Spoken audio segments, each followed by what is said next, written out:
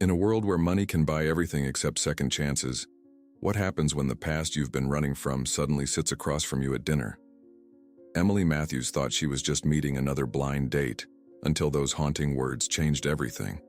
"You don't recognize me, do you?" 15 years ago, a moment of teenage cruelty shattered two lives in completely different ways. Now, as Emily struggles to keep her dying mother alive and her own devastating diagnosis a secret, Adam Carter, billionaire, power broker, the boy she once destroyed, has returned with a plan. But what begins as calculated revenge transforms into something neither of them expected. As buried secrets emerge, terminal illness strikes, and the ultimate question arises: can forgiveness arrive before time runs out? Their heartbreaking journey will leave you questioning how much we truly change, and whether redemption comes too late for those who need it most. If you're watching this story, follow our channel for more emotional journeys that will break your heart and heal it in unexpected ways. Like and comment below to tell us where you're watching from, and share your thoughts as this unforgettable tale unfolds. The rain fell softly on Chicago's glistening streets, each droplet catching the glow of city lights like tiny fallen stars. Emily Matthews stood under the awning of Ellsworth's, the kind of restaurant where even the doormen wore cufflinks worth more than her monthly rent. She clutched her borrowed dress, a simple navy blue number that her roommate Tanya insisted looked designer enough, and tried to steady her breathing. "You can do this," she whispered to herself, watching as a couple emerged from a sleek black Bentley, the woman draped in diamonds that winked mockingly at Emily's costume jewelry. "It's just dinner." But it wasn't just dinner. It was a blind date at a place where the menu had no prices, which meant everything cost more than she could afford. A place where people like her, a waitress at Sonny's Diner with 3 maxed-out credit cards and a stack of overdue medical bills, didn't belong. The hostess's eyes flicked over Emily's appearance, lingering just long enough on her scuffed shoes to make Emily wish she could disappear. "Name for the reservation?" "Carter," Emily replied, the name feeling foreign on her tongue. "Adam Carter." Recognition flashed across the hostess's face. "Of course. Mr. Carter is already seated. Please follow me." Emily trailed behind, acutely aware of the whispers that seemed to follow her. The restaurant was a symphony of crystal against silver, of quiet money and quieter power. Chandeliers cast everything in a golden glow that made Emily feel both illuminated and exposed. Tanya's words echoed in her mind. "He's educated, generous, possibly the love of your life." Emily had laughed at that. Love wasn't a luxury she could afford, not with her mother in a coma and hospital bills mounting like a death sentence. "He's just here," the hostess said, gesturing toward a secluded table in the back. That's when the world stopped turning. Sitting there, backlit by the soft glow of a wall sconce, was a man in a tailored black suit. His features were sharp, precise, like they had been carved by someone who knew exactly what power should look like. His eyes, dark and penetrating, locked onto hers with unsettling intensity. An invisible current seemed to pass between them, a strange, electric recognition that Emily couldn't place. For several heartbeats he said nothing. He just watched her, his expression unreadable, almost calculating. Then the corner of his mouth lifted in what might have been a smile, but felt more like the prelude to something dangerous. "You don't recognize me, do you?" His voice was deep, soft, the kind that didn't need to raise itself to command attention. Emily felt a chill race down her spine. There was something about him, something familiar yet impossible to identify. Something in the way he looked at her, as if he knew every secret she'd ever kept. "I'm sorry," she managed, her voice smaller than she intended. "Should I?" He gestured to the chair across from him. "Please sit." Emily lowered herself into the seat, her hands trembling slightly as she placed her worn purse beneath the table. Up close, his features were even more striking. The strong jawline, the perfectly groomed dark hair with just a touch of silver at the temples, the eyes that seemed to hold stories she couldn't read. "Emily Matthews," he said her name like he was testing how it felt on his tongue. "It's been a long time." The waiter appeared with champagne, pouring it without being asked. Mr. Carter's usual, he explained with a deferential nod. Emily's mind raced. Had they met before? Had she served him at the diner? No, she would have remembered someone like him. College. She'd only managed 2 semesters before her mother's accident forced her to drop out. High school? The thought sent an inexplicable wave of anxiety through her. "I'm sorry," she said again, hating how weak it sounded. "I can't place where we've met."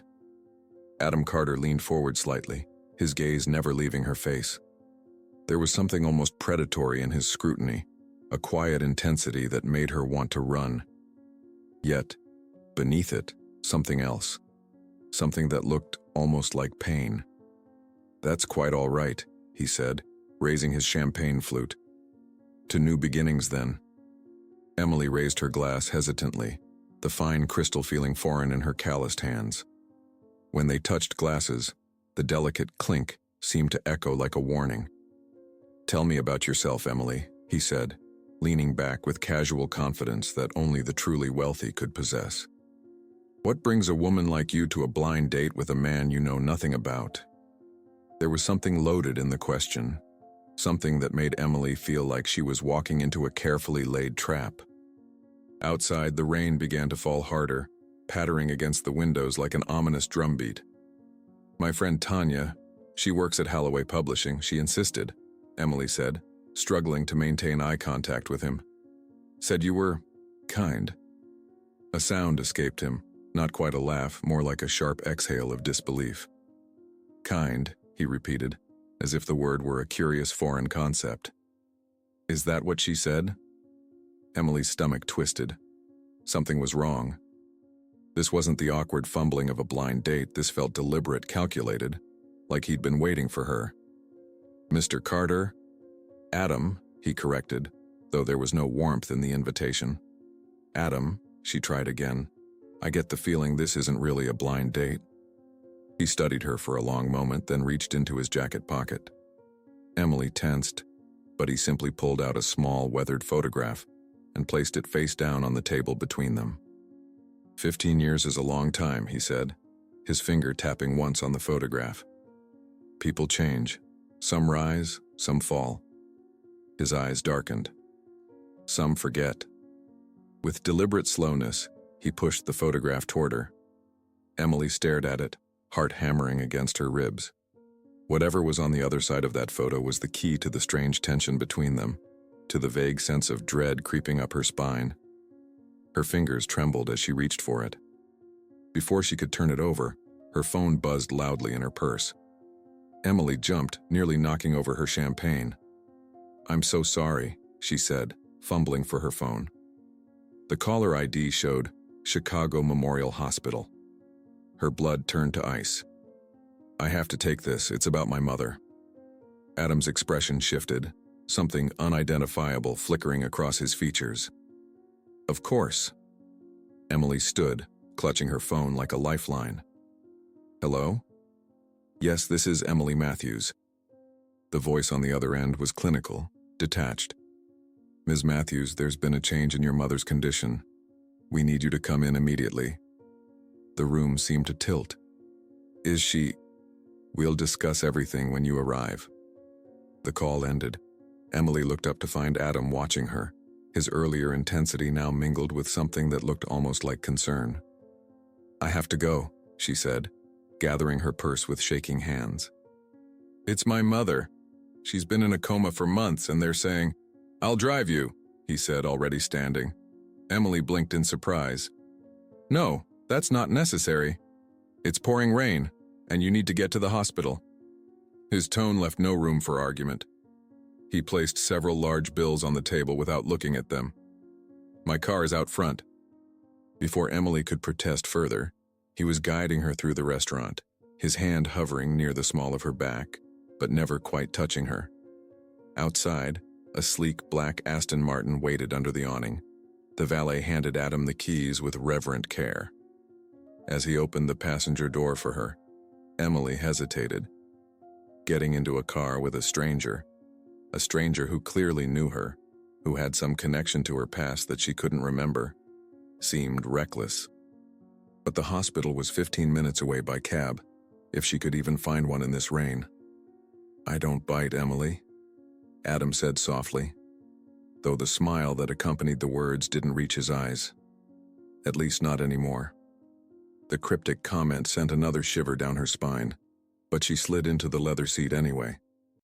As Adam walked around to the driver's side, Emily noticed the photograph still clutched in her hand.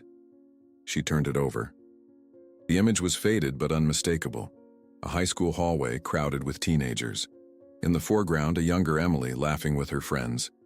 And in the background, partially obscured but clearly visible, a thin boy with haunted eyes, watching her from beside a janitor's cart. The car door opened and Adam slid into the driver's seat. His eyes immediately went to the photograph in her hands, then up to her face. In the confined space of the luxury car, with rain drumming on the roof and her mother's life hanging in the balance, Emily finally saw what had been hiding behind his practiced composure all evening. Rage. Ancient, patient, carefully tended rage. "Now you remember," he said quietly, starting the engine. The Aston Martin sliced through Chicago's rain-slicked streets, its headlights cutting through the darkness like a scalpel. Adam Carter's knuckles were white against the steering wheel, his jaw clenched so tight a muscle twitched beneath his perfectly trimmed stubble. Beside him, Emily clutched the weathered photograph, her mind a hurricane of fragmented memories. "Westbrook High," Adam said, his voice dangerously soft. "Class of 2009. The names collided with images in Emily's mind. Lockers slamming, cheerleader uniforms, the scent of floor cleaner in empty hallways. 15 years ago, when she'd been a different person entirely.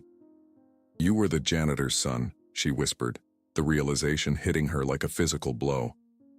Adam. Carter. The name had changed. It had been something else back then, something simpler. "Adam Carlisle," he corrected, taking a turn too sharply. "The scholarship kid who cleaned floors after school to pay for lunch." Emily's throat constricted as fragments of memory crystallized. Adam Carlisle, skinny, hunched shoulders, always carrying a mop or broom, always alone. The boy everyone overlooked, except when they needed someone to mock.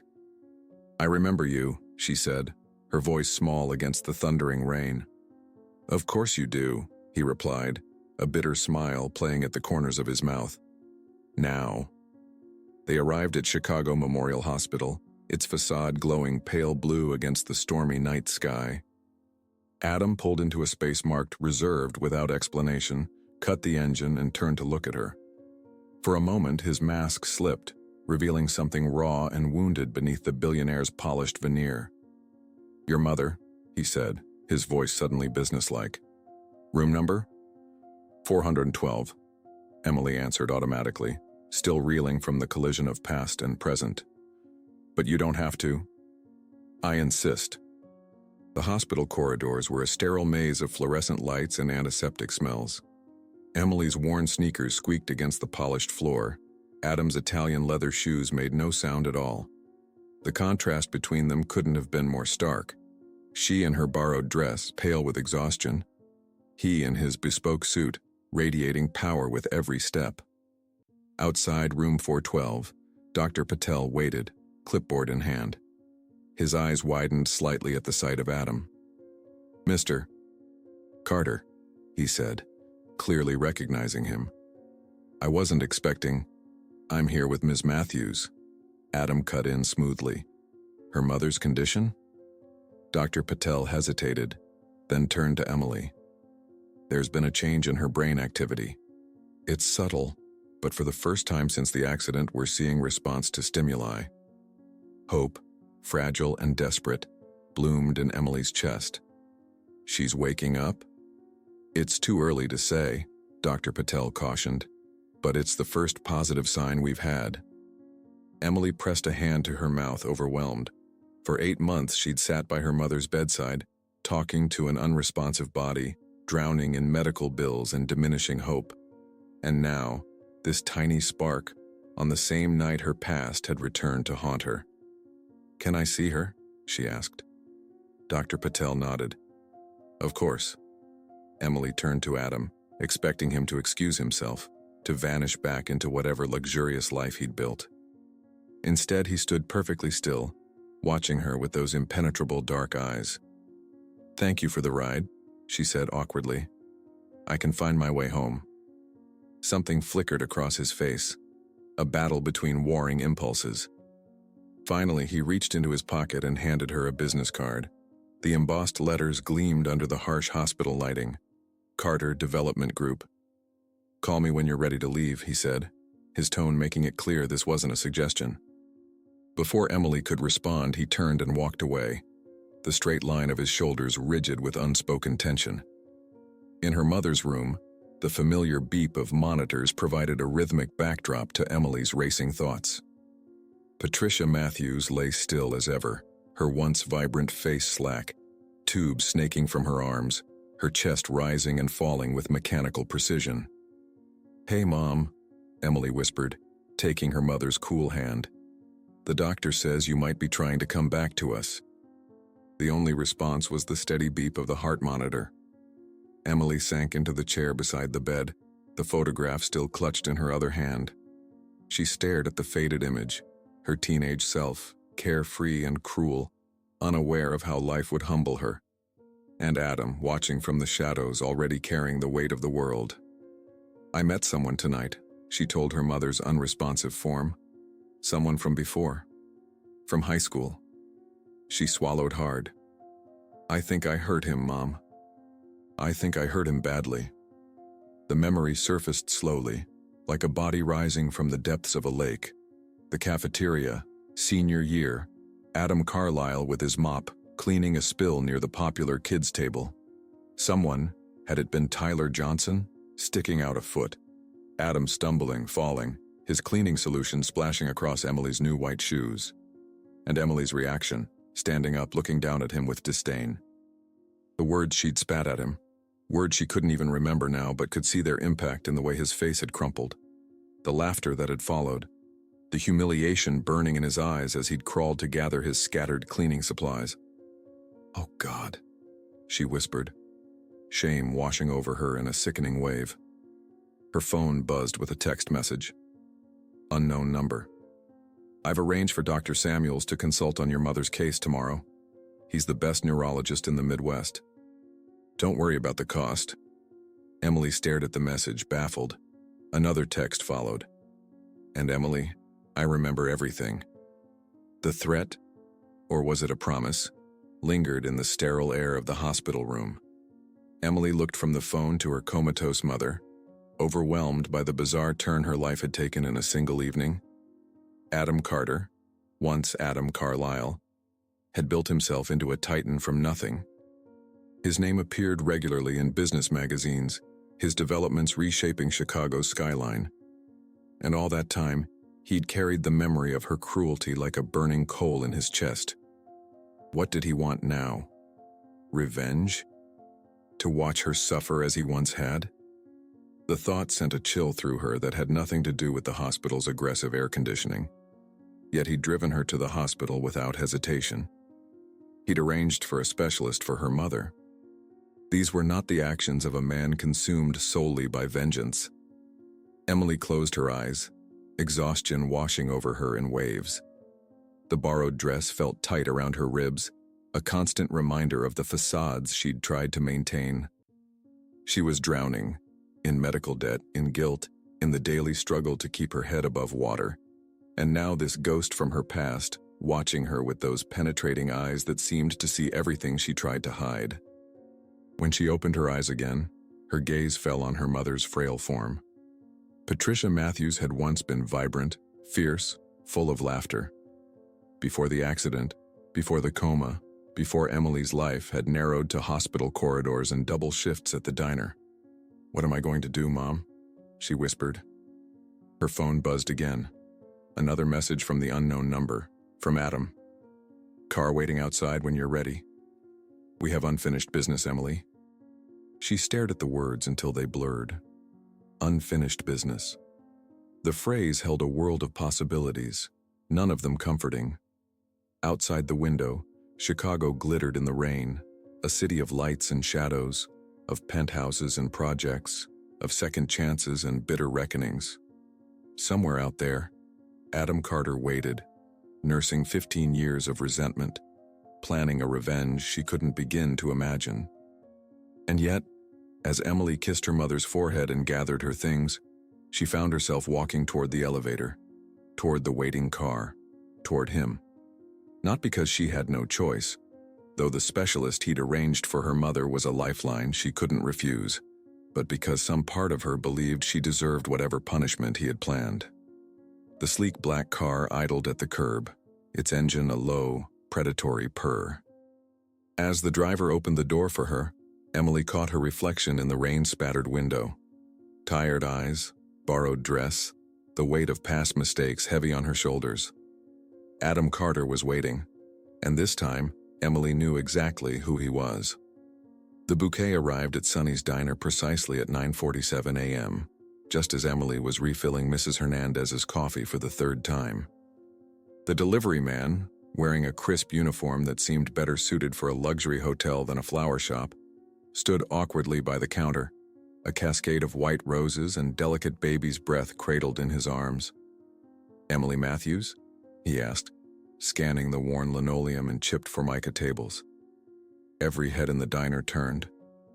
Emily froze, coffee pot suspended mid-air, acutely aware of her ketchup-stained apron and the dark circles under her eyes that even drugstore concealer couldn't hide.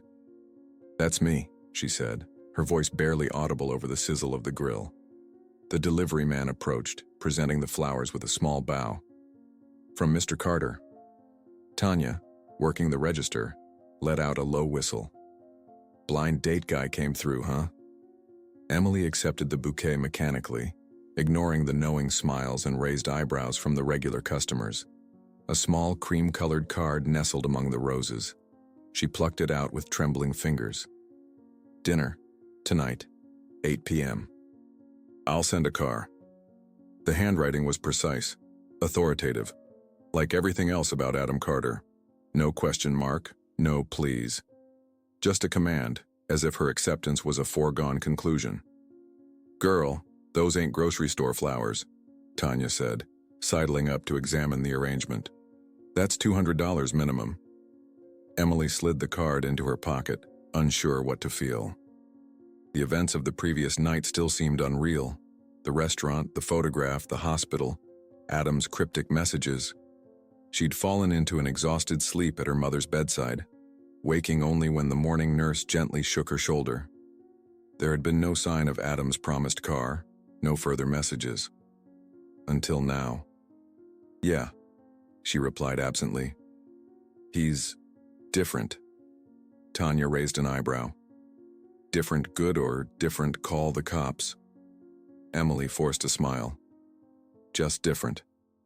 The rest of her shift passed in a blur.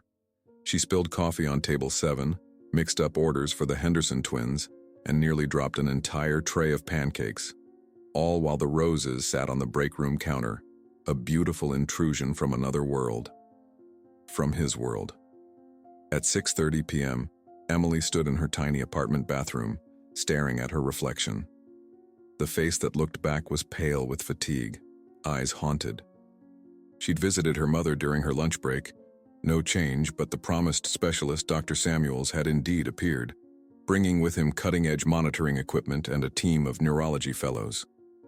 "Mr. Carter has taken a personal interest in this case," he'd explained, not quite meeting Emily's eyes. Now, as she applied mascara with an unsteady hand, Emily wondered what Adam's game was. Revenge didn't typically involve specialist doctors and expensive flowers. Unless this was all part of a more elaborate cruelty, building her up before the inevitable fall. She chose her own dress this time, a simple black one she'd bought for a cousin's funeral 2 years ago. Nothing borrowed, nothing pretending to be more than it was. If Adam wanted to humiliate her, he would face her authentic self. At precisely 7:30 p.m., her phone buzzed. Car waiting downstairs. The same sleek vehicle from the night before idled by the curb of her rundown apartment building. The driver, different from last night, opened the door without a word. Emily slid into the back seat, half expecting to find Adam waiting. Instead, She found another cream-colored envelope on the seat. Inside was a small key attached to a leather fob, stamped with the number 1912. "The Drake Hotel, miss," the driver explained, catching her confused expression in the rearview mirror. "Mr. Carter has reserved a private dining room." The Drake stood like a sentinel on Michigan Avenue, its limestone facade glowing warm against the twilight sky. Doormen in crisp uniforms nodded respectfully as Emily approached, though she couldn't miss the quick, assessing glances at her modest dress and worn clutch purse. "I'm meeting Mr. Carter," she said, surprised by the steadiness in her voice. "Of course, Ms. Matthews. The Gold Coast Suite, 19th floor." The elevator operator, an actual person, not a button, took her up in silence. The corridor was hushed, carpeted in deep crimson, walls adorned with oil paintings of Chicago's early days. Room 1912. Emily hesitated, the key cold in her palm. Whatever game Adam was playing, she was walking into it willingly. She inserted the key and turned it. The suite that greeted her was bigger than her entire apartment, with floor-to-ceiling windows offering a breathtaking view of Lake Michigan. A table for two had been set near the windows, silver domes covering the plates, candles already lit. Classical music played softly from hidden speakers. Adam stood by the windows, his back to her, a silhouette against the city lights. He turned slowly, and Emily was struck again by the transformation. Gone was the skinny boy with hunched shoulders. In his place stood a man who commanded every room he entered, whose very posture radiated power. "You came," he said, his expression unreadable. "You didn't give me much choice," Emily replied, closing the door behind her. "The specialist you sent—" "Dr. Samuels is the best in his field," Adam interrupted, gesturing toward the table. "Please sit." Emily remained standing. "What is this, Adam? What do you want from me?" He approached slowly like a predator who knew his prey had nowhere to run. "Isn't it obvious? I want to get to know you again, Emily." His smile didn't reach his eyes. "After all these years." Something in his tone sent a chill down her spine, but Emily forced herself to meet his gaze. "If this is about revenge—" "Revenge?" Adam looked almost amused. "That's a strong word. But accurate?" He gestured toward the table again. "Dinner's getting cold." Reluctantly, Emily took a seat. Adam removed the silver dome from her plate, revealing a perfectly seared steak with roasted vegetables. "You still eat meat, I hope?" "Yes," Emily answered, thrown by the mundane question.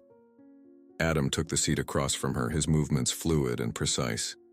He poured wine into her glass, a deep red that caught the candlelight. "Tell me about yourself, Emily. The last 15 years?" Emily stared at him. "Why?" "Humor me."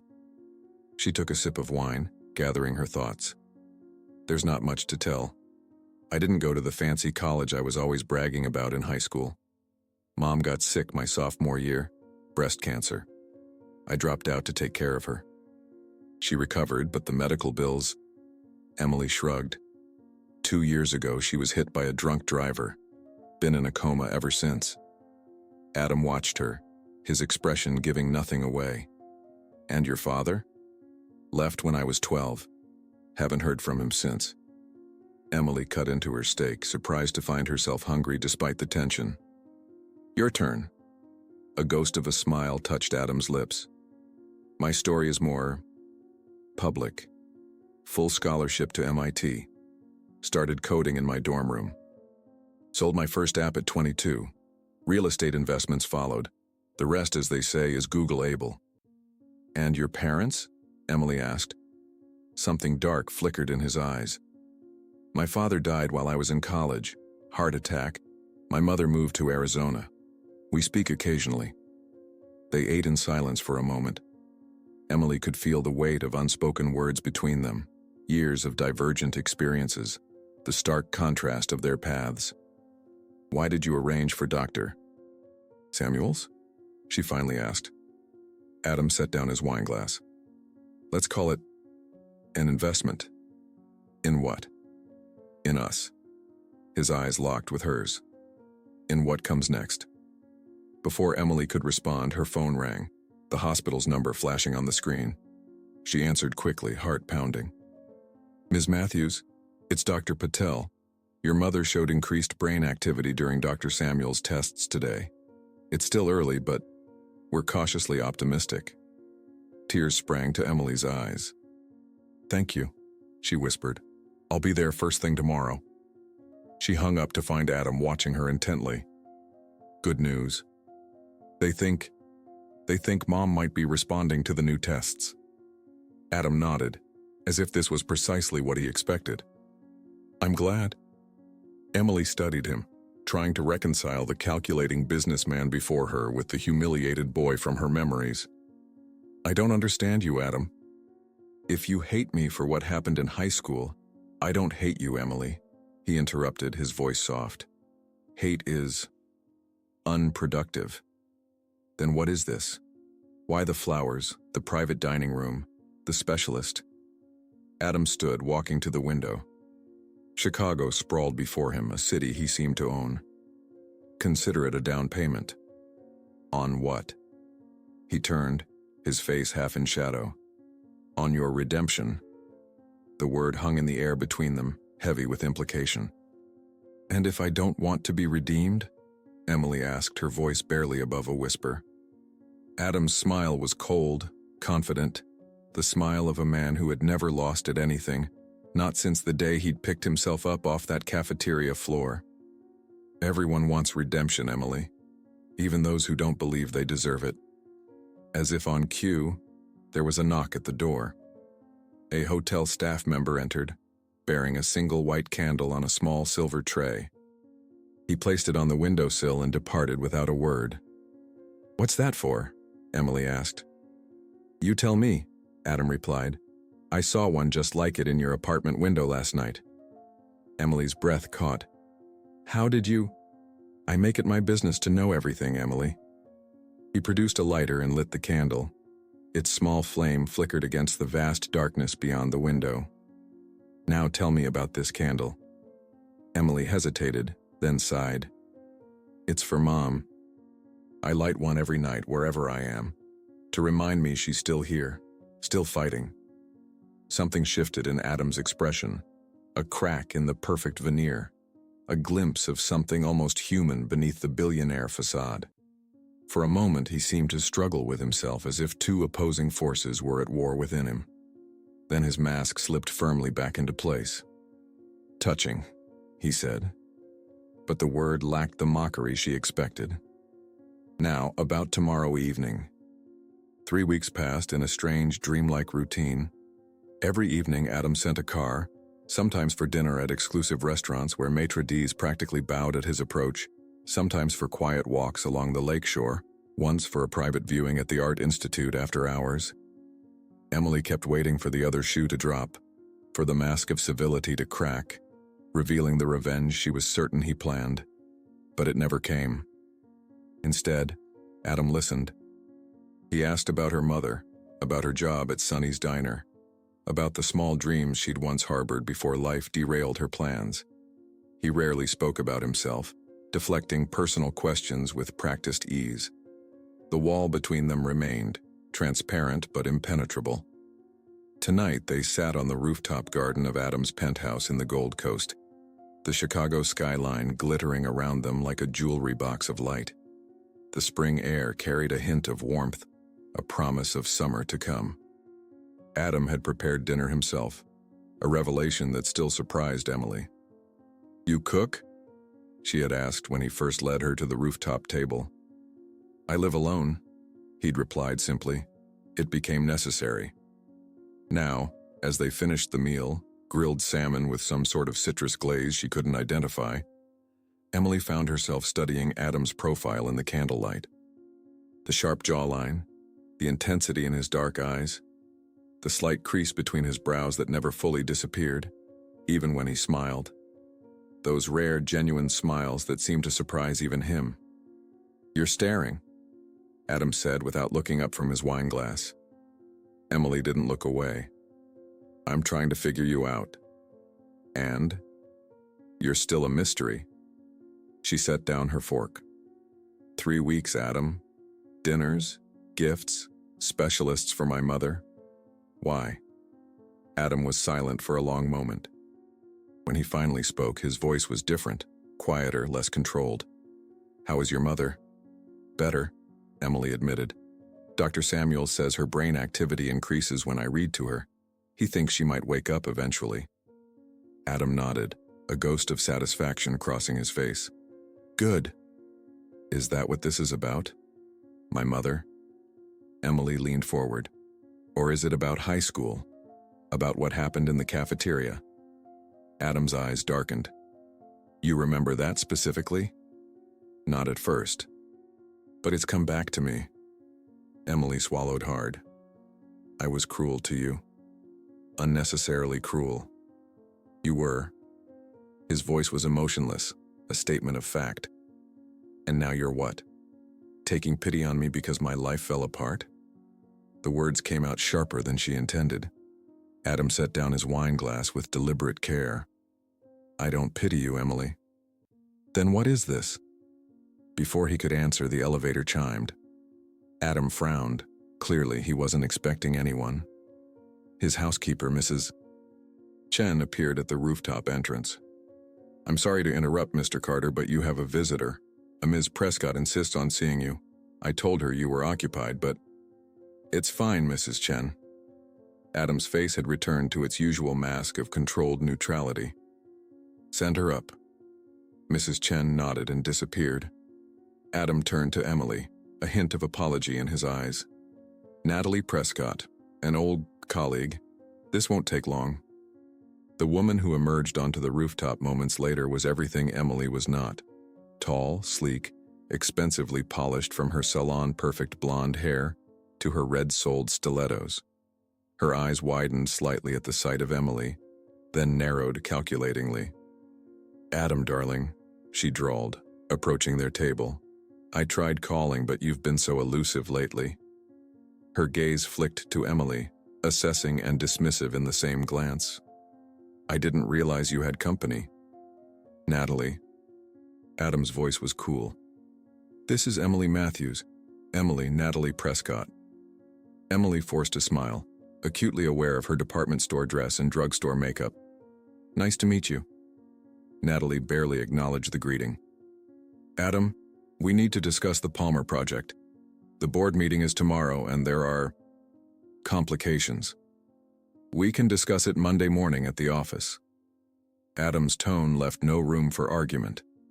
Natalie hesitated, then smiled thinly. Of course. I just thought, given our history, you might make an exception. Her eyes lingered on Emily again. Though I see you're branching out these days. Emily felt heat rise to her cheeks. The implication was clear, that she was somehow beneath Adam, an unusual choice, a curiosity. Monday, Natalie, Adam repeated firmly. Fine. Natalie adjusted her designer purse on her shoulder. Just one thing, don't you recognize her, Adam? The atmosphere shifted instantly, the air becoming charged with tension. Emily froze, her heart hammering against her ribs. Natalie, Adam warned, his voice dangerously soft. But Natalie was already pulling out her phone, tapping the screen with manicured nails. I thought she looked familiar, so I did a quick search. Westbrook High, right? Class of 2009? Her smile was venomous. Wasn't she the one who made you cry in the gym? Emily felt the blood drain from her face. Adam stood abruptly, his chair scraping harshly against the stone floor. That's enough, he said, the words like ice. I'm just concerned, Adam. Natalie's false sincerity was razor sharp. After everything you've built, to risk it all for some... What is it you do, dear? Waitress? She laughed lightly. Seems unlike you to be so sentimental. Or is this about something else? Emily stood on shaking legs. I should go. No. Adam's hand caught her wrist, surprisingly gentle despite the fury radiating from him. Natalie was just leaving. Natalie's perfect smile faltered for the first time. Adam, Monday, at the office or not at all. Something passed between them, a silent battle of wills. Finally, Natalie inclined her head slightly. As you wish. She turned to leave, then paused, glancing back at Emily. Word of advice, honey? Don't get too comfortable. Adam doesn't do forgiveness, he does strategy. With that parting shot, she disappeared into the elevator, leaving a vacuum of tension in her wake. For several heartbeats, neither Adam nor Emily spoke. The city hummed below them, oblivious to the drama unfolding 19 stories above. She was telling the truth, wasn't she? Emily finally said, her voice barely audible above the distant traffic sounds. About the gym. Adam released her wrist, turning away to face the skyline. His shoulders were rigid, his breathing carefully controlled. Natalie talks too much. What happened in the gym, Adam? Emily pressed. I remember the cafeteria, but the gym, it doesn't matter. It clearly does. Emily moved to stand beside him at the railing. Is that what this has all been about? Some elaborate revenge plot? Letting me think you care, making me depend on you emotionally, helping my mother, all so you can disappear and let me feel what it's like to be humiliated?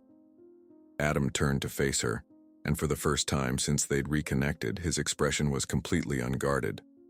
The pain in his eyes was so raw, so visceral, that Emily took an involuntary step back. Yes, he said simply. That was the plan. The admission hung in the air between them, honest and brutal. And now? Emily whispered. Adam ran a hand through his perfectly styled hair, a gesture so human, so unlike his usual controlled demeanor, that it startled her. I don't know. Emily felt tears burn behind her eyes. All of this, the dinners, the specialists, the flowers, it was all just manipulation. Initially, Adam's voice was rough. But then what? Emily demanded, anger rising through her hurt. You realized I was already pathetic enough, that my life was already such a mess you didn't need to ruin it further? No. Adam stepped closer, his eyes searching her face. Then I saw who you've become. Something in his tone made Emily's anger falter. What does that mean? Adam hesitated, then moved to the table and pulled a small envelope from his jacket pocket. I was going to give you this later, but perhaps now is better. Emily accepted the envelope cautiously.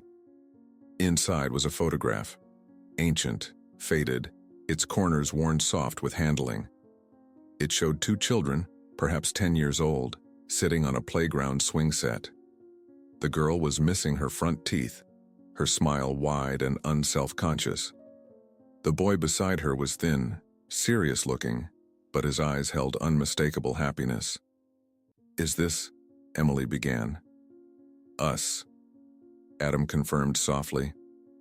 5th grade, before your father left and your family moved to the wealthy side of town. Before you became a cheerleader and I became invisible. Emily stared at the photograph, memories flooding back. Adam Carlyle, the quiet boy from her elementary school who helped her with math, who shared his lunch when she forgot hers, who was her first real friend. I always regretted that day, she whispered, tears now flowing freely down her cheeks. In the cafeteria, I never knew why I was so cruel to you. I was just trying to fit in with people who didn't matter. Adam's hand hesitantly covered hers on the railing. I know. Emily looked up at him, really seeing him for perhaps the first time since they'd reconnected. Not Adam Carter the billionaire, not Adam Carlyle the victim, but just Adam, complicated, wounded, human. I'm sorry, she said, the words wholly inadequate for the pain she'd caused. I'm so sorry, Adam. Something shifted in his eyes. A softening, a surrender. He reached out, his thumb gently wiping away a tear from her cheek. I believe you, he said quietly. And in those 3 simple words, Emily heard the beginning of forgiveness. Adam couldn't sleep. The digital clock on his nightstand glowed an accusatory 3:47 a.m. as he stared at the ceiling of his penthouse bedroom, Emily's words echoing in his mind like a haunting melody he couldn't escape. Outside, Chicago's endless symphony of sirens and late-night traffic provided a fitting soundtrack to his restless thoughts. He rose silently and padded barefoot to the floor-to-ceiling windows that formed the east wall of his bedroom. The city sprawled before him. His city, in many ways. The Carter Development Group logo adorned at least 6 of the skyscrapers visible from where he stood. He'd built an empire from nothing, transformed himself from the janitor's son into a man whose calls the mayor answered on the first ring. And yet, for what? Adam pressed his forehead against the cool glass, closing his eyes. The memory resurfaced with perfect clarity. Not the cafeteria incident that Emily remembered, but the one in the gymnasium 2 weeks later. The spring fling dance. Adam, working up weeks of courage to ask Emily to dance, only to have her and her friends dissolve into laughter. "You?" she'd said, voice dripping with disbelief that the janitor's son would dare approach her. "God, you really don't get it, do you?" He'd fled to the bathroom, face burning with humiliation, only to find his eyes welling with unwanted tears. When he finally emerged, Tyler Johnson was waiting with his phone, capturing Adam's tear-stained face for posterity. The photo had circulated for weeks. Adam opened his eyes, his reflection in the glass staring back at him. Strong jawline, expensive haircut, the trappings of success that had been his armor for 15 years. He'd planned everything so carefully. Finding Emily had been easy. She'd barely moved 5 miles from their old high school. Arranging the blind date through her coworker, child's play for a man with his resources. The plan had been simple. Make her depend on him emotionally and financially, then vanish. Let her feel the same gut-wrenching abandonment he'd felt. He'd imagined it countless times. The moment he'd reveal who he was and why he'd come back into her life. The shock and shame on her face. The perfectly timed exit that would leave her broken. But something had gone wrong. Or right. He wasn't sure anymore. Emily wasn't the shallow, cruel girl from his memories. Life had humbled her, shaped her into someone who lit candles for her comatose mother, who worked double shifts without complaint, who looked at him not with awe at his wealth, but with genuine curiosity about the man beneath the expensive suits. Adam moved to his closet, retrieving a small wooden box from the back of the highest shelf. Inside was the evidence of his obsession. Newspaper clippings about Patricia Matthews' accident, Emily's work schedule from Sonny's diner, photographs taken by a private investigator showing Emily visiting her mother at the hospital, sitting alone on a park bench, staring at nothing with exhausted eyes.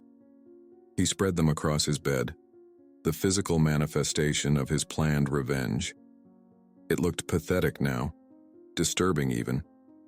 The actions of a wounded boy, not the man he'd become. Adam gathered the materials and carried them to his fireplace. One by one, he fed them to the flames, watching as years of bitterness and resentment curled and blackened, and finally disintegrated into ash. The last item was a photograph. Not one from his surveillance, but the old playground picture he'd shown Emily earlier that evening.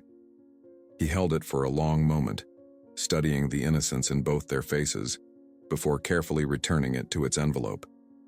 This one, he couldn't burn. By dawn, Adam had made a decision. He would tell Emily everything, the full extent of his planned revenge, the surveillance, all of it.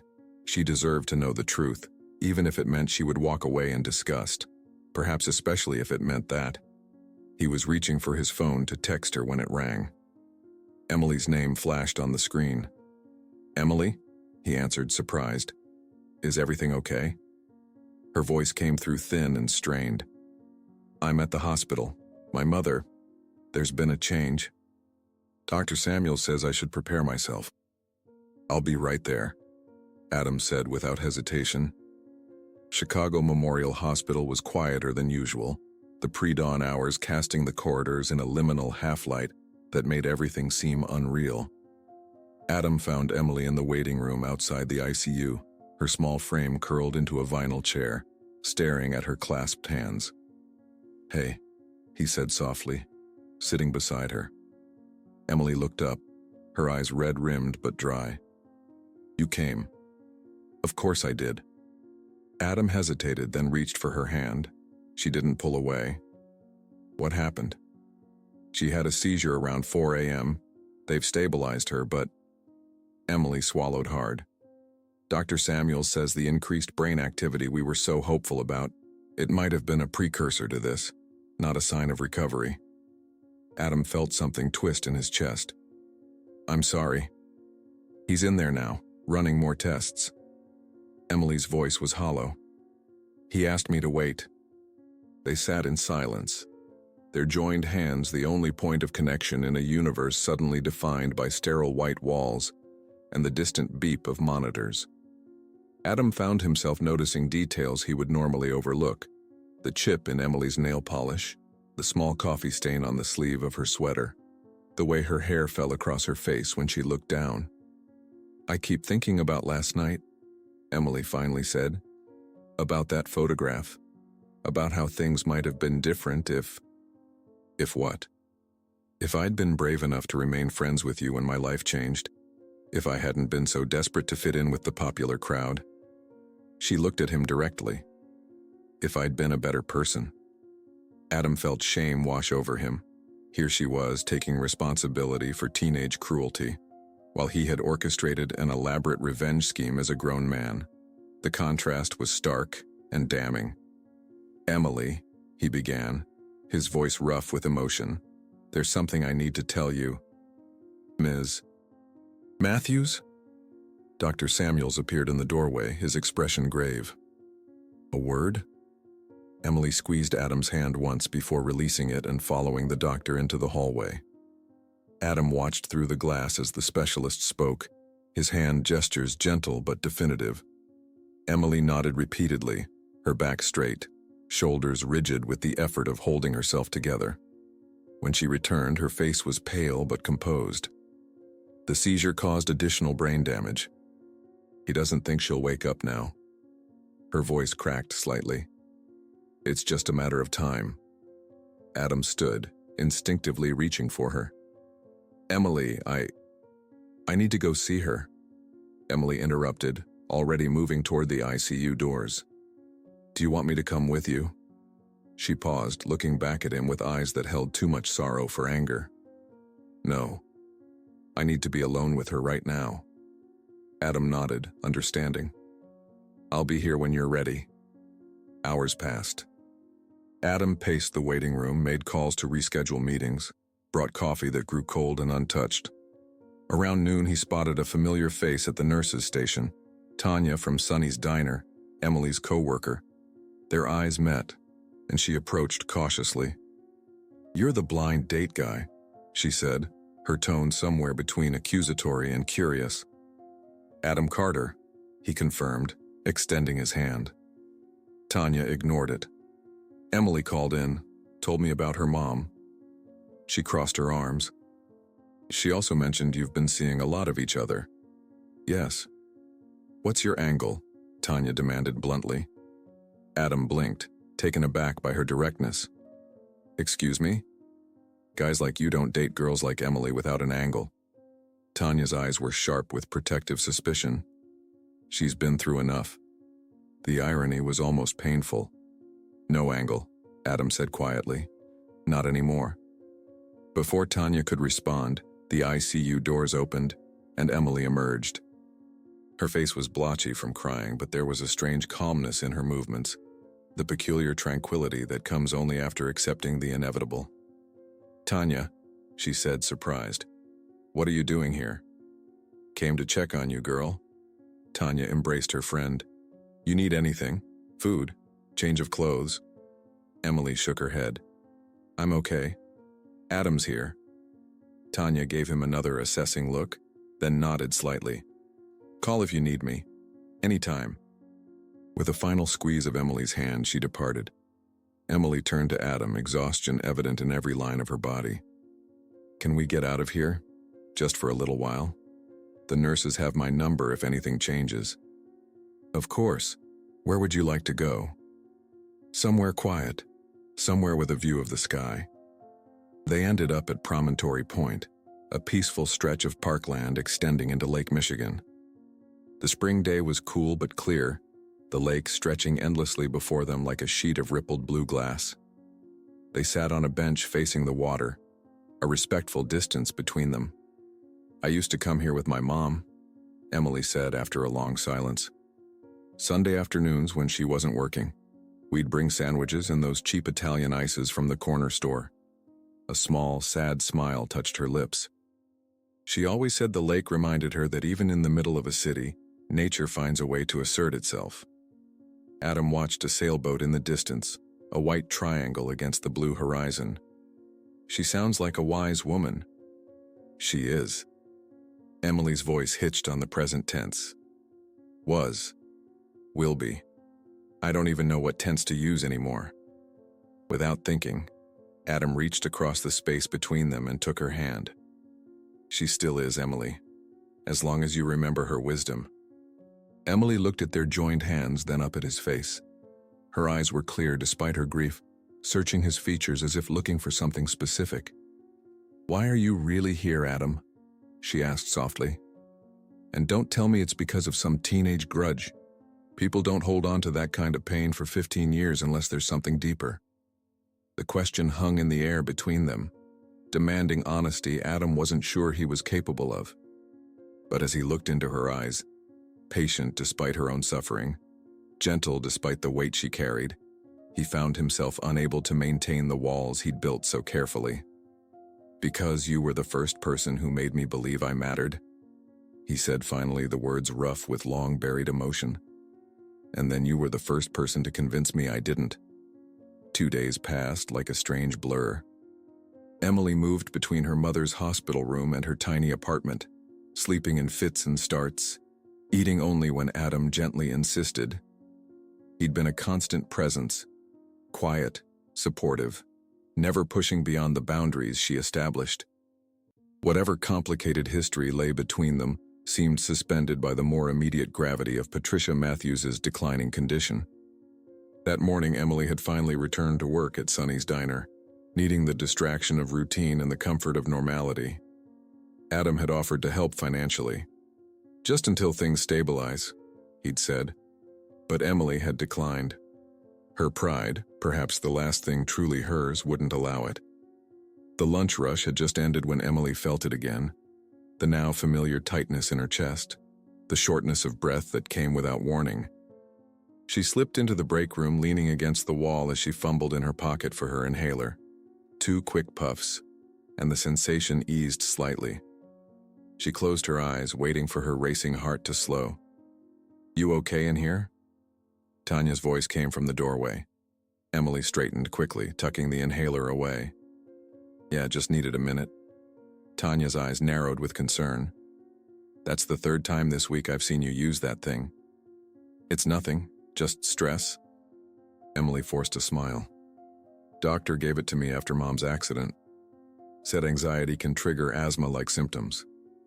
It wasn't entirely a lie, just not the whole truth. If you say so. Tanya didn't look convinced. By the way, your billionaire boyfriend called.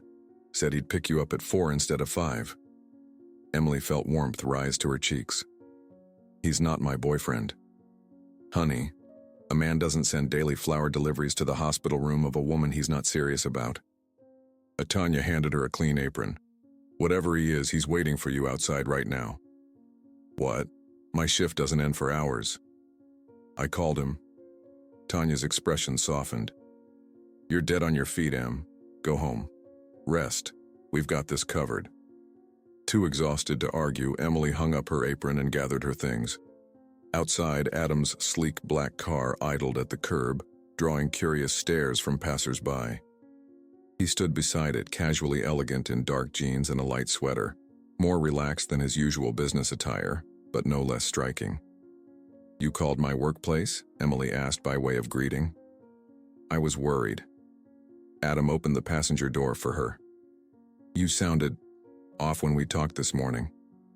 Emily slid into the car, the familiar scent of leather and Adam's subtle cologne enveloping her. Where are we going?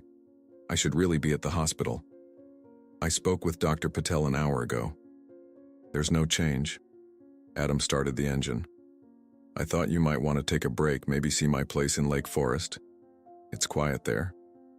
The suggestion was tempting. Emily couldn't remember the last time she'd been anywhere truly peaceful. Just for a little while, she conceded. The drive north along Lakeshore Drive was silent but not uncomfortable. Emily watched the city gradually give way to the manicured suburbs of the North Shore, the houses growing larger and farther apart as wealth asserted itself in acres of landscaped isolation. Adam's place turned out to be a sprawling estate set back from the road, protected by wrought iron gates that opened automatically as they approached. Old oak trees lined the winding driveway, their newly budded branches forming a green canopy overhead.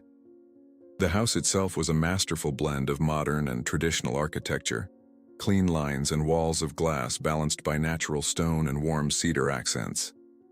"This is yours?" Emily couldn't keep the awe from her voice. Adam nodded, something almost apologetic in his expression. "I bought it 3 years ago. I don't spend enough time here." The interior was even more impressive. Soaring ceilings, museum-quality art, furnishings that managed to be both luxurious and inviting. Yet there was a strange emptiness to the space, a lack of the personal touches that turn a house into a home. "It's beautiful," Emily said, running her hand along a smooth granite countertop in the kitchen. "But it doesn't feel like you."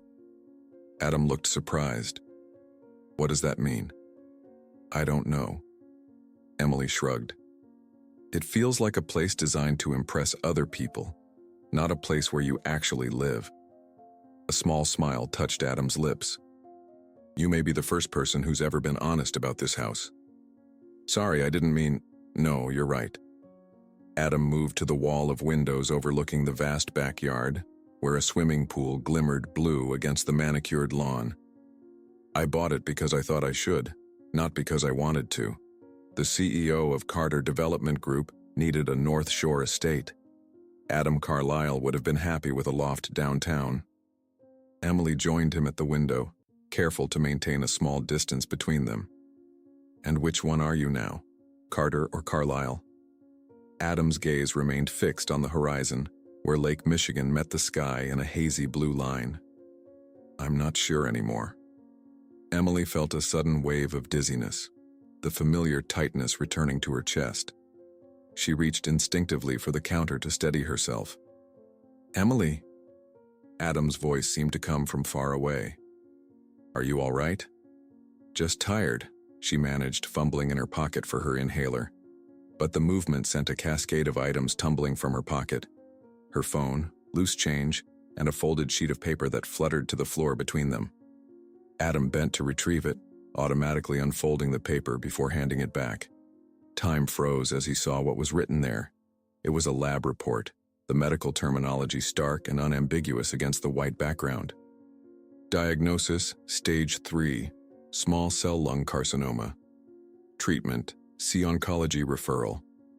Adam's face went completely still, his eyes moving from the paper to Emily's face. "What is this?"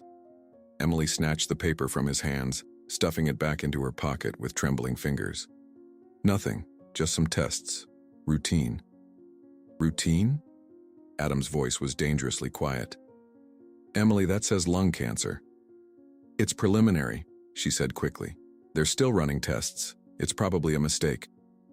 "Stop." Adam's command was soft but absolute. "Don't lie to me, not now." Emily felt the fight drain out of her, leaving only a bone-deep weariness. She sank onto one of the kitchen stools, suddenly unable to maintain the pretense any longer. "6 weeks ago," she said, her voice hollow, "I started coughing up blood. They found a mass in my right lung.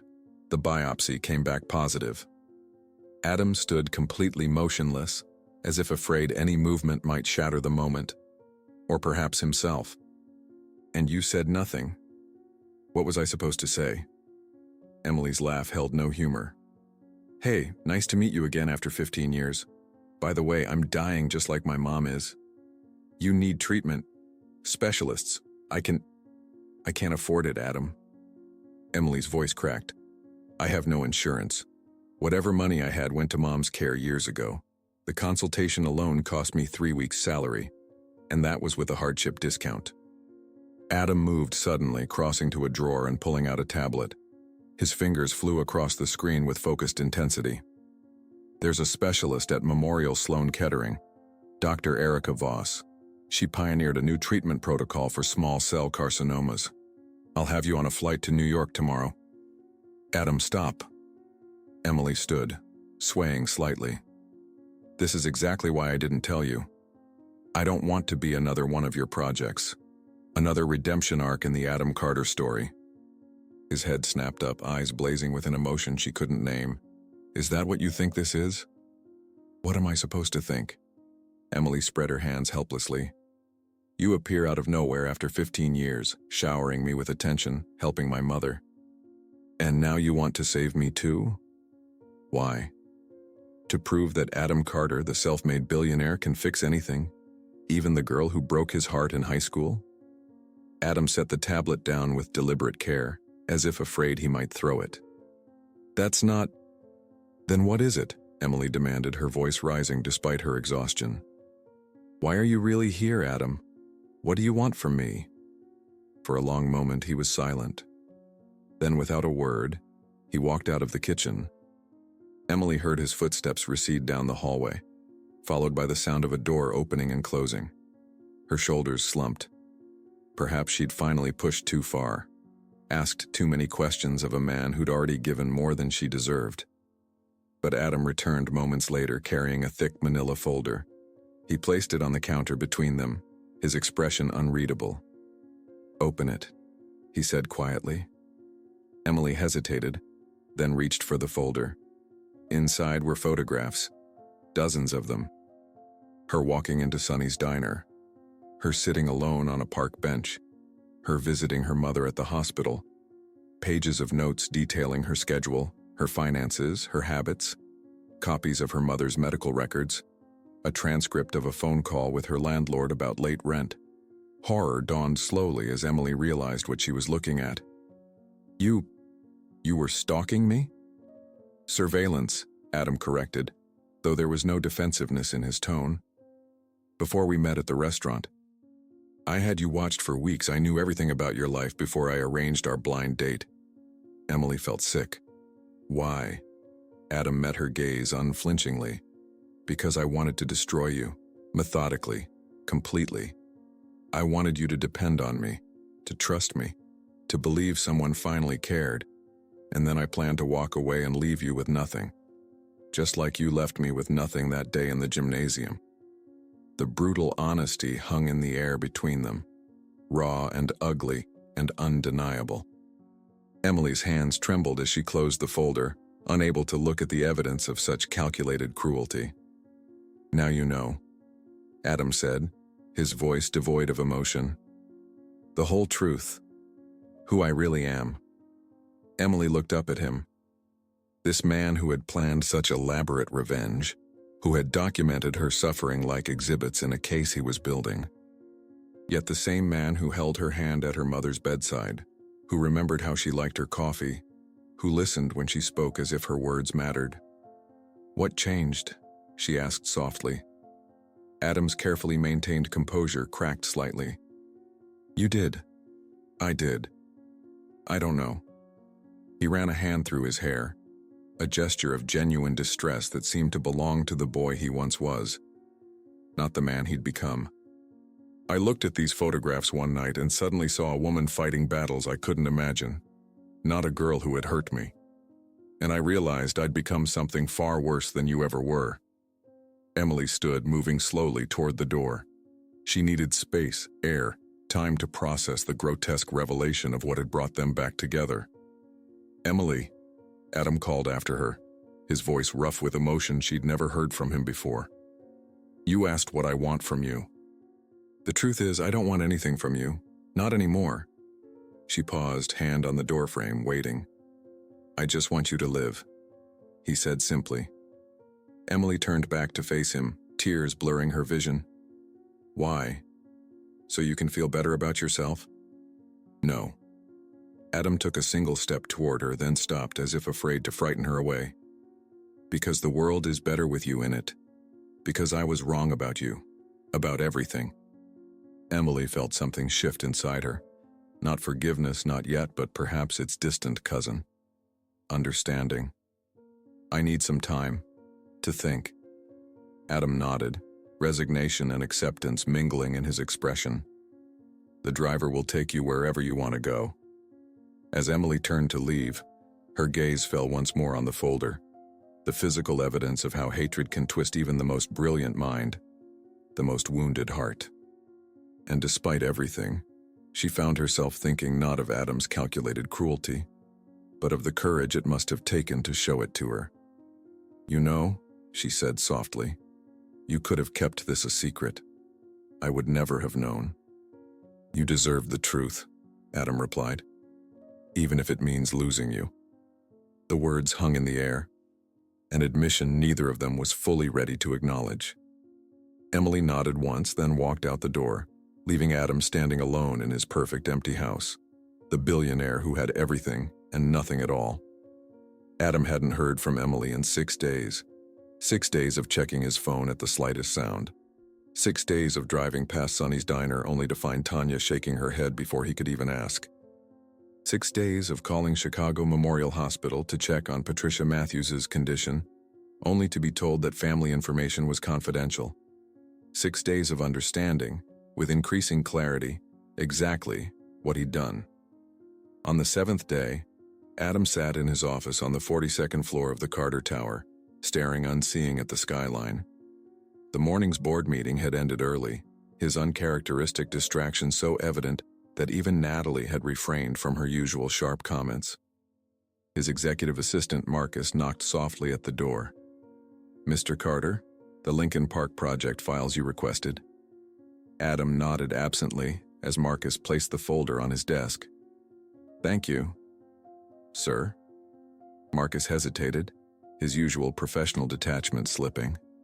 "Is everything all right? You seem—" "I'm fine," Adam interrupted, not unkindly. "Just distracted." Marcus nodded and turned to leave, then paused.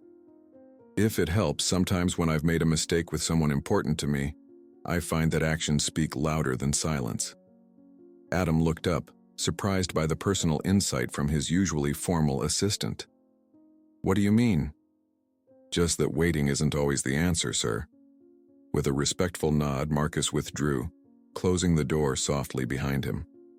Alone again, Adam considered his assistant's words. He'd been respecting Emily's request for space, keeping his distance despite the near physical pain of not knowing how she was, if she was all right, if her condition was worsening. Actions speak louder than silence. A sudden resolve crystallized within him. Adam reached for his phone only to have it ring in his hand. Chicago Memorial Hospital. His heart slammed against his ribs as he answered. "Mr. Carter," came Dr. Patel's voice. "I'm calling about Patricia Matthews." A cold dread settled in Adam's stomach. "What's happened?" "Her condition has deteriorated significantly in the past 12 hours. We've moved her to intensive care, but—" The doctor's professional tone couldn't entirely mask the gravity of the situation. "We're doing everything we can." "And Emily?" Adam asked, already reaching for his jacket. A pause. "Ms. Matthews has been here all night. She's struggling. I'm on my way." Traffic crawled along Michigan Avenue, each red light an eternity of frustrated waiting. Adam considered abandoning his car and running the remaining 15 blocks, his normally disciplined mind fracturing with worry. When he finally arrived at Chicago Memorial, he sprinted through the lobby, ignoring the startled looks from staff and visitors. The ICU waiting room was empty. Adam approached the nurse's station, breathless. "Patricia Matthews? I'm looking for her daughter, Emily." The nurse's expression softened with recognition. "Mr. Carter, they're in room 418. Adam paused outside the door, suddenly uncertain. Would Emily even want him here? After what he'd revealed, after the calculated cruelty of his original intentions? He took a steadying breath and gently pushed the door open.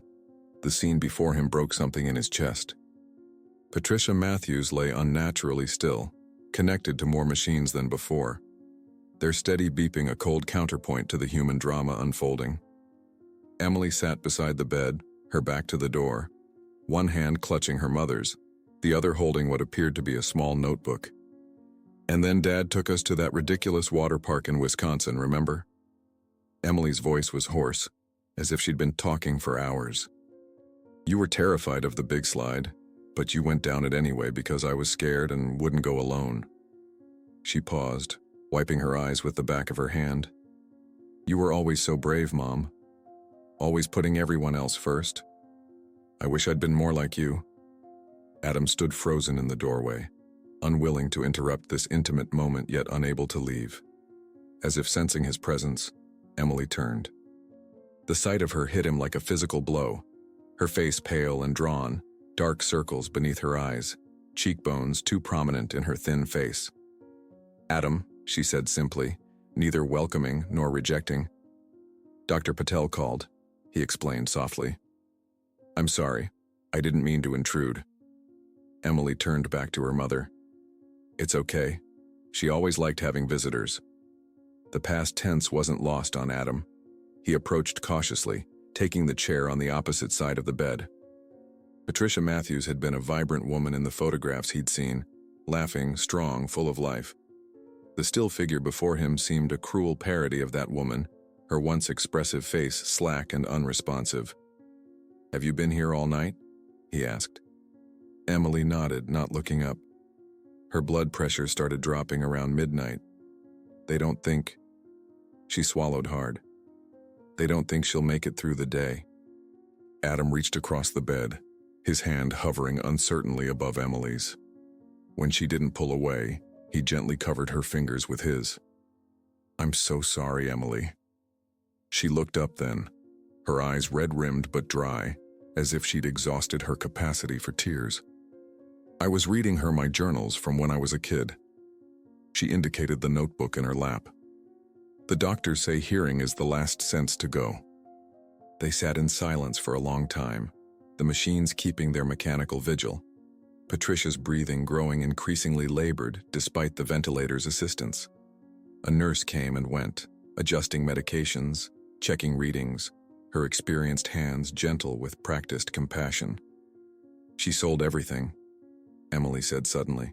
After my diagnosis, the house, her jewelry, even Dad's old record collection that she'd kept all these years. Everything but these journals. Adam's throat tightened. For your treatment? Emily shook her head. For a new experimental procedure for coma patients. Gene therapy or something. It had a 15% success rate. A bitter smile touched her lips. 15% was enough for her to sell everything she owned. She sounds like an extraordinary woman, Adam said softly. She was. Emily's voice broke on the words. She worked 3 jobs after Dad left, never complained once. Even when I was awful as a teenager, selfish, obsessed with popularity, she just waited patiently for me to grow up. Adam felt his own eyes stinging. She knew you would. And I did, finally. After dropping out of college, working alongside her at the diner, seeing how hard life really was. Emily's hand tightened around her mother's. But by then it was too late. The accident happened, and I never got to tell her how much I admired her. How sorry I was for all the times I'd been ashamed of her working-class jobs or our small house. Without thinking, Adam reached into his pocket and withdrew the business card he always carried. Not his standard Carter Development Group card, but a simple white one with only a phone number. Call this number, he said, placing it on the bedside table. It's my personal line. When you're ready. Emily looked at the card, then at him, confusion evident in her tired eyes. Why? Because I'm going to find a way to help, he said, standing. But right now you need time with your mother, uninterrupted. He moved to the door, pausing to look back at the 2 women, one clinging to life, one clinging to hope. I'll be in the waiting room if you need anything at all. Hours passed in the sterile purgatory of the ICU waiting area. Adam made calls, canceled meetings, ignored Natalie's increasingly frustrated texts. Around sunset, Dr. Patel emerged from Patricia's room, his expression confirming what Adam already feared. She's gone, the doctor said quietly, peacefully, with Emily beside her. Adam nodded, the lump in his throat making speech impossible. Is Emily? She's asked for some time alone, Dr. Patel replied. Hospital policy allows family to remain with the deceased for a short period if they wish. Another hour crawled by. Adam stood by the window, watching the city lights emerge against the deepening twilight. Behind him, nurses changed shifts. Visitors came and went, the ordinary business of the hospital continuing despite the small apocalypse that had occurred in room 418. Mr. Carter? A different nurse approached, holding a sealed envelope. Ms. Matthews asked me to give you this. She's gone. Gone? Adam repeated, uncomprehending. Gone where? The nurse shook her head. She left through the service entrance about 20 minutes ago. Asked me to wait before giving you this. Adam took the envelope with numb fingers. Inside was a single sheet of paper covered in Emily's neat handwriting. Adam, by the time you read this, I'll be gone. Please don't try to find me. This isn't your fault or your responsibility. The truth is, I knew who you were from the moment I sat down at that table on our blind date. I remembered your eyes. They never changed, even when everything else did. I agreed to meet you that night because I wanted a chance to apologize for how I treated you. Ironic, isn't it? We both came with hidden agendas. I understand your anger, your need for some kind of justice. In your position, I might have wanted the same. But what I can't accept is becoming your redemption project. I won't be the tragic story you tell yourself to prove you're not the villain. My mother's final gift to me was showing me how to face the end with dignity. That's what I intend to do on my own terms without pity, without becoming a burden to anyone else. Forgiveness is the last gift I can give you. Use your wealth to heal, not to hurt. I already forgave you a long time ago. Emily. Adam stood motionless, the letter trembling in his hand. He'd lost her, again.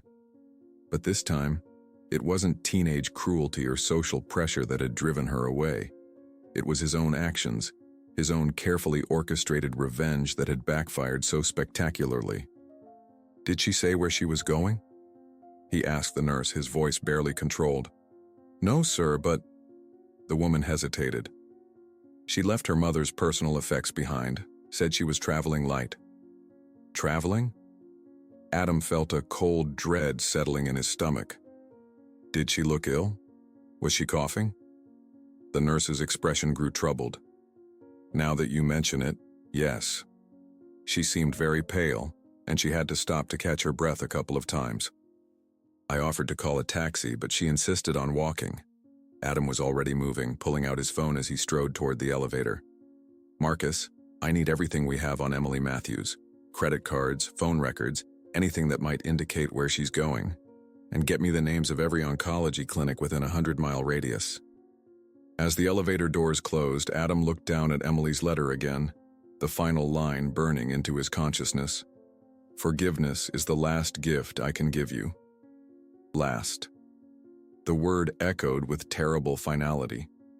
For the first time in 15 years, Adam Carter, who had built an empire through sheer force of will, who had never failed at anything once he set his mind to it, felt completely, utterly helpless. 18 months later, autumn painted Chicago in shades of amber and gold. The afternoon sun cast long shadows across Michigan Avenue as Adam Carter stood outside the gleaming glass facade of his newest project. A sleek, understated building nestled between two architectural giants of the city skyline. No Carter Development Group logo adorned the entrance. Instead, a simple brass plaque read, Emily's Place. Are you sure about the name, sir? Marcus asked, standing respectfully at Adam's shoulder as they surveyed the completed structure. Adam nodded, his gaze fixed on the building that had consumed his attention for the past year. Absolutely certain. The grand opening was scheduled for the following week, but tonight was a private affair. Just Adam and the core team who had worked tirelessly to bring his vision to life. He checked his watch, a habit born of precision rather than impatience. Everything was ready. Inside, the restaurant was a study in elegant simplicity. Warm wooden tables, comfortable chairs, soft lighting that flattered without being dim, and a wall of windows overlooking a small garden courtyard. Each table featured a single white candle in a simple glass holder. In the far corner, a special table stood apart from the others, permanently set with a single place setting and an ever-burning candle.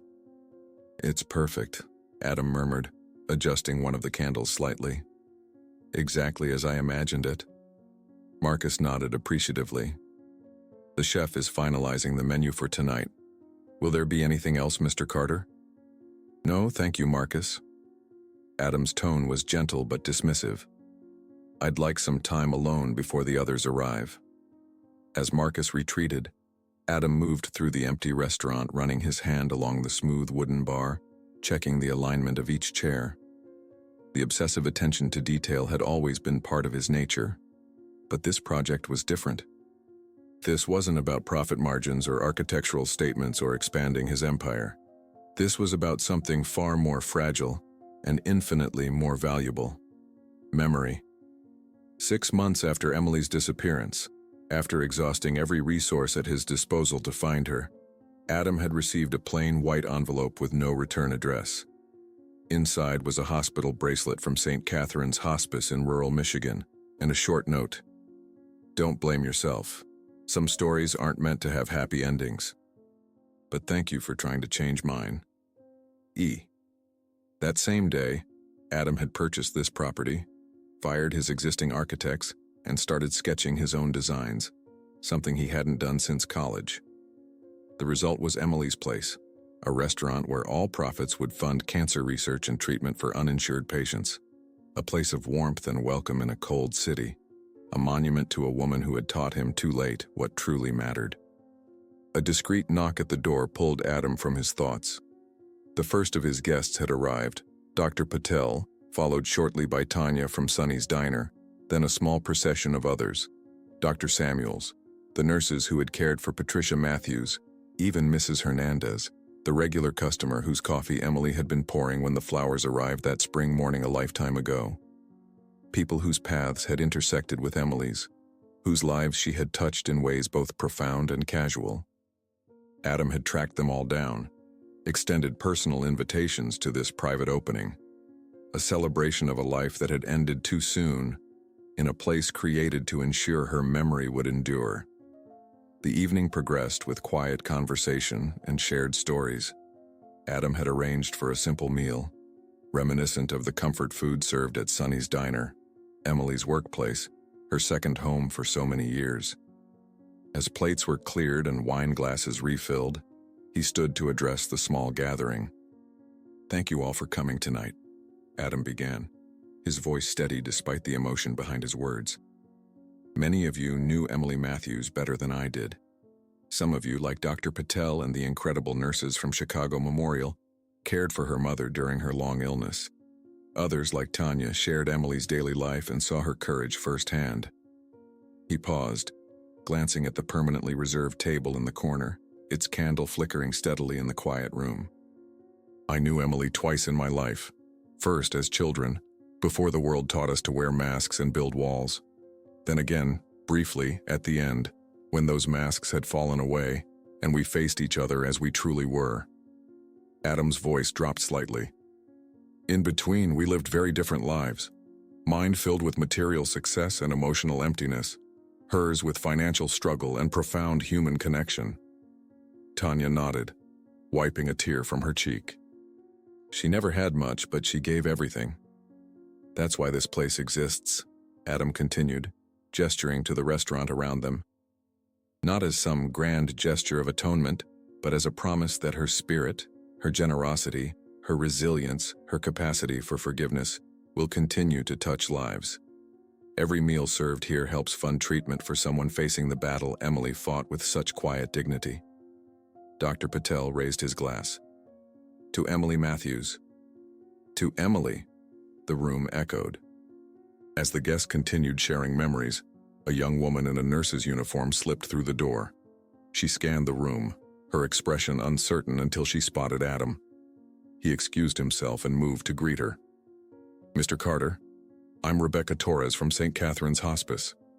She extended her hand. "I apologize for being late." Adam shook her hand warmly. "Thank you for coming such a long way, Ms. Torres. It means a great deal to me. I wouldn't have missed it. Emily was..." Rebecca hesitated, choosing her words carefully. Special? Even among our patients who are all facing the end with varying degrees of grace, Emily stood out. She never complained, never wanted special treatment. Adam nodded, a familiar ache tightening his chest. That sounds like her. She asked me to give you something in the end. Rebecca reached into her pocket and withdrew a small envelope, weathered and slightly creased, as if it had been carried for a long time.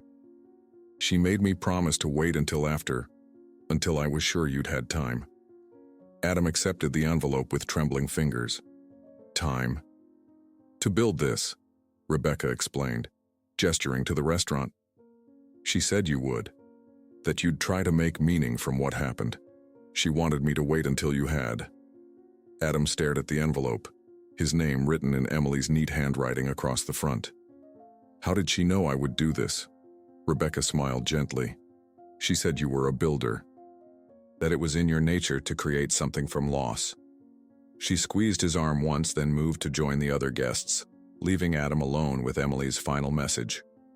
He walked to the reserved table in the corner, Emily's table, and sat down, the envelope heavy in his hands despite its physical lightness.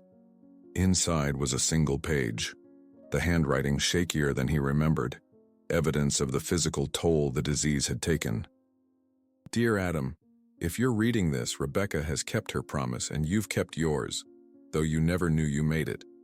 I knew you would build something, create something that would outlast both of us. It's who you are. I want you to know that I found peace at the end. Not because of some grand spiritual revelation, but because I chose to spend my final months living, not dying. After Mom passed, I made a list of small joys I'd always wanted to experience. Watching a sunset over Lake Superior, eating blueberries picked fresh from the bush, sleeping under the stars. Simple things that had gotten lost in the rush of everyday survival. I hope you found your own peace. The boy I knew in elementary school had such a beautiful spirit, curious, kind, full of dreams. The man I met again had buried that boy beneath layers of ambition and hurt. I glimpsed him again in our final weeks together, emerging like a shy animal from hiding. Let him out, Adam. Let yourself be human, messy, imperfect, capable of both cruelty and extraordinary kindness. Success means nothing if you're at war with your own heart. In my mother's final moments, she squeezed my hand 3 times, our old secret code for I love you. I'm not presumptuous enough to say the same to you. Our story was too brief, too complicated for such declarations. But I can say this. I'm glad we found each other again, even under such strange circumstances. You reminded me that forgiveness isn't just something we offer others. It's a gift we give ourselves. Live well, Adam Carter. And whenever you see a candle burning in a window, think of me. Forever in your corner, Emily. Adam sat motionless, the letter blurring through his tears. Around him, the restaurant hummed with conversation and memories, with life continuing its relentless forward motion. At the other tables, Emily's friends and caregivers laughed and cried, sharing stories of the woman who had touched all their lives. A soft cough behind him drew Adam's attention. The maitre d', a dignified older gentleman Adam had hired personally for his warmth and discretion, stood respectfully at his elbow. Pardon me, Mr. Carter, but there's a gentleman asking to be seated. I explained that we're closed for a private event, but he was most insistent. Adam folded Emily's letter carefully, returning it to its envelope. Who is it? He wouldn't give his name, sir. He said only that he saw the candle in the window and felt drawn to come in. Adam's breath caught. He glanced at the large picture window facing Michigan Avenue, where a single white candle, identical to the one Emily had kept burning for her mother, glowed steadily against the gathering darkness outside. Show him in, Adam said softly, and set a place for him here at this table. The maitre d' hesitated. At Ms. Matthews' table, sir? I thought that was to remain. Emily would want it this way, Adam interrupted gently. This place isn't meant to be a shrine. It's meant to be a haven, a place where strangers can become friends, where the lonely can find connection. As the maitre d' moved away, Adam touched the candle flame with his fingertip, just close enough to feel its warmth without being burned. So much like Emily herself, a brief, bright presence in his life that had illuminated all his darkest corners. "Table for one, sir?" the maitre d' asked the unseen visitor. "No," Adam called, standing to greet his first true guest. "Table for two. The second place is already set." Outside, Chicago continued its eternal rhythm, cars honking, pedestrians hurrying past, the elevated train rumbling overhead. But inside Emily's place, in the gentle glow of candlelight, something new was beginning. Not an ending rewritten, but a future reimagined. A simple meal shared between strangers. A candle burning steadily in the darkness. A promise kept. Sometimes our deepest wounds become our greatest teachers. Emily and Adam's journey reminds us that time is both merciless and healing. It takes away our chances even as it offers redemption. What would you do if you discovered the person who once hurt you was now fighting a battle far greater than your pain? Would you cling to revenge, or would you find the courage to let go? In life's final moments, it's rarely our achievements or possessions that matter most. It's the connections we've made, the forgiveness we've offered, and the love we've allowed ourselves to feel despite the risk of loss. Emily's last gift to Adam wasn't just her forgiveness, it was permission for him to forgive himself. Perhaps that's the most profound love of all, not the kind that blindly accepts, but the kind that sees our darkest truths and chooses to illuminate them with compassion. If this story touched your heart, remember that we all carry invisible battles and untold stories. Share this video with someone who might need a reminder that it's never too late to heal old wounds. Until suddenly, it is. Follow our channel for more stories that explore the complicated beauty of being human, like this video, and let us know in the comments. What would your candle in the window represent?